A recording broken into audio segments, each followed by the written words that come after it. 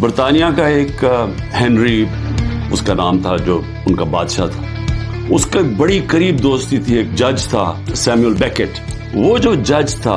اس کو وہ chief justice بنا دیتا۔ ایک کیس چاہتا ہے کہ بادشاہ کہ یہ تم میرے لیے فیصلہ کرو، اس کا اپنا دوست چیف جسٹس ہوتا ہے، وہ کھڑا ہو جاتا ہے، کہتا ہے نہیں یہ ناانصافی، وہ اس کو دھمکیاں دیتا ہے، ڈراتا ہے، دھمکاتا ہے، دوستی جتاتا ہے۔ سیموئل بیکٹ کہتا ہے میں ناانصافی نہیں کر سکتا،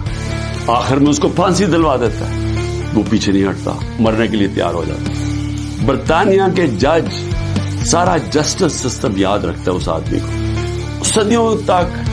جب بھی جج کھڑا ہوتا تھا تو اس کے بھی ذہن میں آتا تھا کہ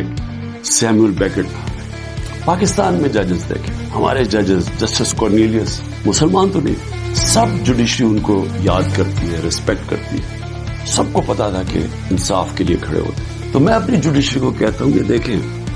یہ ساری قوم آپ کی طرف دیکھ رہی ہے، جو آپ میں سے سٹینڈ لیتا جاتا ہے، انصاف کے لیے کھڑا ہوتا ہے، لوگوں کی آزادی کے لیے، لوگ اس کو ہمیشہ یاد رکھیں گے۔ وہ طفل کیا کرے گا جو گھٹنوں کے بل چلے، جو پہلے ہی سے گرے ہوئے ہیں، طاقت کے سامنے سر جھکا کے بیٹھے ہوئے ہیں، ان کو بھی، ان ججز کو بھی لوگ دیکھ رہے ہیں۔